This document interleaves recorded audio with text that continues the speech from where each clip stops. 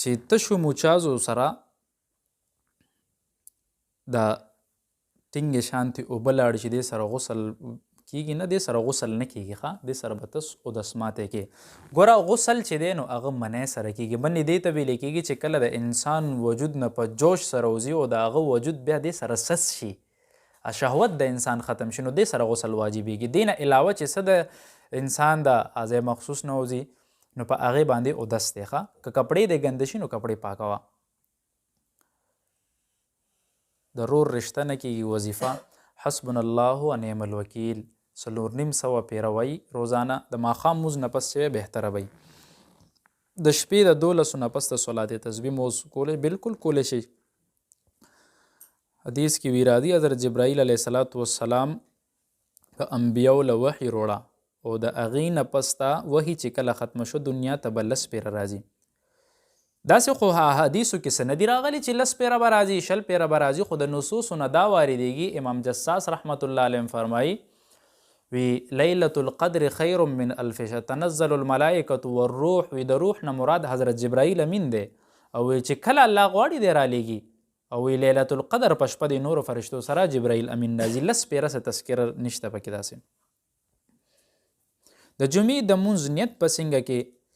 د غرمې مونځ به کې که د جمعې مونځ به کې. د جمعې مونځ نیت به کې د جمعې 2 رکاته فرض وي ښه، دا نور رکاتونه چې کم دي دا سنت شي.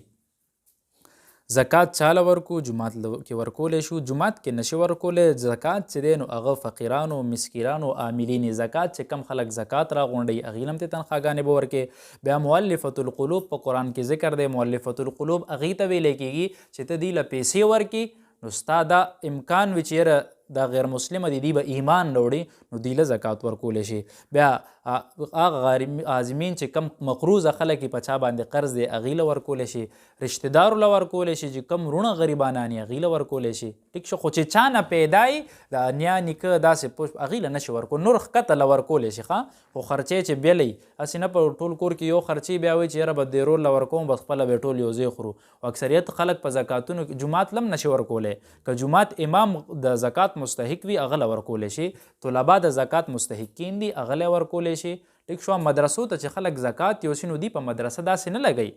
دی یو ترتیب داسې کوي چې د هغه زکات پیسو چې په طالب باندې مثلا 4,000 روپۍ خرچه راځي هغه د هغه پیسې مالک جوړ کړي چې دا پیسې ته والا ستا په نوم چا زکات ورکړی دی نو دی دا نور دی پیسې واپس واخلي مدرسه کې ورکړي چې دی نه زما استادانو له تنخواګانې یا د هغې یا زموږ د خوراک څه بندوبست کېږي دی نه دی کوي. مدرسو کې دا یو ترتیب دی ښه. جنازې مونځ طریقه. جنازې مونځ کې ګوره 4 تکبیرات دي. اولنی تکبیر چې کله وی نو په دې کې به سبحانک اللهم وی، دویم چې کله وی درود شریف به وی، دریم تکبیر چې وی نو په دې کې به دعا وی اللهم اغفر لحینا و میتنا و شاهدنا، بیا نور داسې ټول دعاګانې پکې وی. او 4م تکبیر سره سلام سرخی د جنازې مونځ طریقه ده.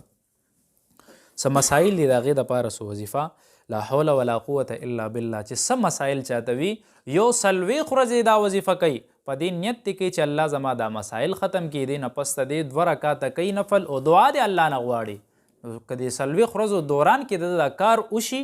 نو بیا هم دا وظیفه نه پرېږدي 40 ورځې دی پوره کړي. الله تعالی فرمایي چې د جهنم خشاک انسان دی او کاڼي دی. انسانان نه خو مراد اخیستی چې ګناهګار د کاڼو نه څه مراد دی. ګورې د جهنم خشاک انسان هغه دی چې کله د ګناه کړی وي نو 2 قسمه د بچ کېدل دي. یو خدا دی چې په دنیا کې دی توبه وکاږي بچ بشي، او که توبه ونه ویستا نو بس بیا به جهنم کې سوځي، هغه ګناه ته وسوځي بیا به دی جنت ته راځي.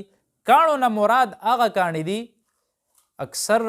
محدثینو دا لیکلی دي په تفسیر ابن کثیر کې هم دي دا لیکلی دي چې د دې نه مراد هغه مورتیانې دي، هغه بوتان دي چې کم د خلکو د کاڼي نه جوړ کړي دي، هغه کاڼي به اور الیم دا خلک به پکې سوځي، هغه کاڼي د دې نه مراد دي. یا یو بل قسم کې یو کاڼی دی ګندک کاڼی دی ته ویل کېږي، تک تور کاڼی دی، اوس ښه بوی د دې کاڼي نه خیږي، دا د جهنم کاڼی دی. او دا هغه کاڼی دی چې دا شغلې زیاتې کوي او اور ډېر زر اخلي، نو دا په جهنم کې پراته دي، هغه د دې نه مراد دی.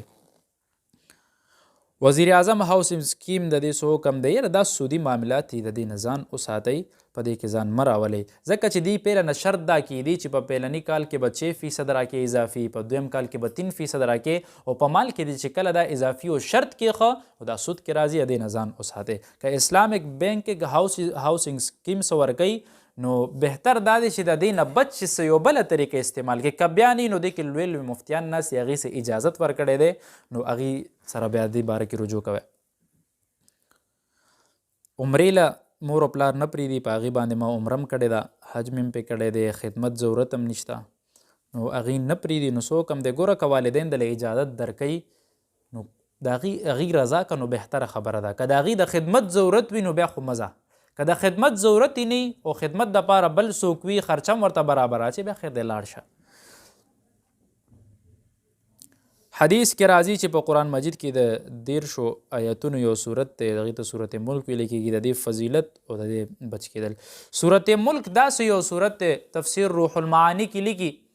وی د دې صورت 13 آیاتونه دي او وی کم سړی چې د دې 13 آیاتونو د میاشتې په شروع کې که اوس سپوږمۍ راخیږي که نه په دې وخت کې د تلاوتو کې نو وی 13 ورځې به دی د آفتون نه الله ساتي دویم فضیلت دا دی چې کم سړی د شپې وی نو وی دا د ده نه حصار ته وکړي بندې کوي چې کم مصیبتونه په ده باندې راځي نو وی په ده نه د هغې حفاظت کوي حضور پاک وی زما خواهش دا دی چې زما هر یو امتی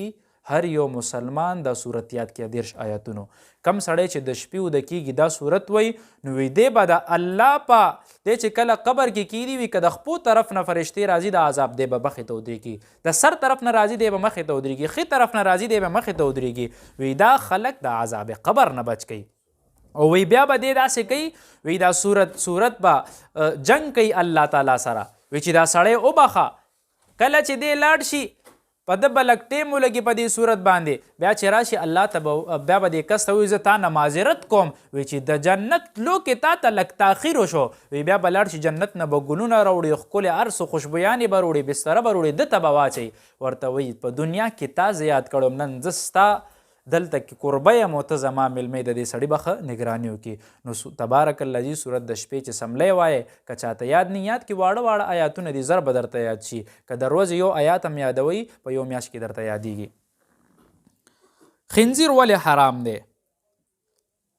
نصوصونه قرآن نه الله تعالی د دې حکم کړی دی چې دا حرام دی بل نجس العین دی د نوح علیه السلام نه والې تر اوسه پورې بیا حضرت عیسی علیه السلام چې راځي نو هغه ته به هم دا حکم شوي هغه هم خنزیران ټول ووجني نو ټولو انبیاو په د حرام و د هغې په دور کې نو اوس هم دا حرام دی دویم خباست د دې دا دی چې دې کې عادات ضمیمیه دي لکه خراب عادتونه په دې کې دي بې غیرته شانتې وي دا حالت په دې کې نو چې کله د انسان د ده غوښه وخوري نو دا یو فطري خبره ده چې د کم یو شیز استعمال کې نو انسان کې د هغې خصلتونه راځي انسان کې به د دې بیا خصلتونه راځي نو ځکه دا نه دی خوړل پکار بله خبره دا ده چې کم قومونو باندې مخکې عذابونه راغلي د هغې شکلونه چې مسخه شوي دي نو اکثر پکې د خنزیرانو مې او چې کم یو سیز مسخه شي نو هغې نحوست زیاتي نو د نحوست زیات دی ځکه د خوړل ټیک نه دي په میراث کې مال پرېښی دی هغه ټیم یې تقسیم کړی نه دی په دې باندې دی کاروبار کړی دی نو میراث په مخکینی په حساب تقسیمیږي که اوسني په حساب به تقسیمیږي په اوسني حساب به تقسیمیږي اول خو بهترینه خبره دا وه چې کله وفات شو د هغه میراث دی هغه وخت کې تقسیم کړی وی خو که بیا پې یو کس ته پې مکمل اختیار نشته هر سړی د خپلې حصې مطابق په دې کې اختیاري اخیستی شي چې یاره زه پې کاروبار کوم زه ترې خپله حصه اخلم که بیا هم یو کس ته پاتې شو که هغه پې ځان هم وجلي کار سې کړي ډیر کاروبار پې کړي دا ډیر کاروبار دا ټول هر څه به راغونډ کړي دې کې به میراث بیا تقسیمیږي ښه ځکه د سره دومره وخت پاتې شوی وی قتل خطا چې یو سړي اکسیډنټ کړی دی کس ته لګېدلی دی نو دې کفاره څه ده 2 میاشتې به مسلسل روجي نیسي په دې کې مسکینانو له خوراک نشي ورکولی ها بعضې علماو لیکلی دي شیخ فاني چې کم بوډا سړی دی هغه روجي نشي نیوی نو وی هغه له دا پکار دي چې دې کله مري نو په دې وخت کې دې وصیت وکړي چې یاره زما د مال له د شپېتو روجو فدیه ورکړئ خو خامخا به چې ځوان نو هغه به شپېته روجې نیسي یو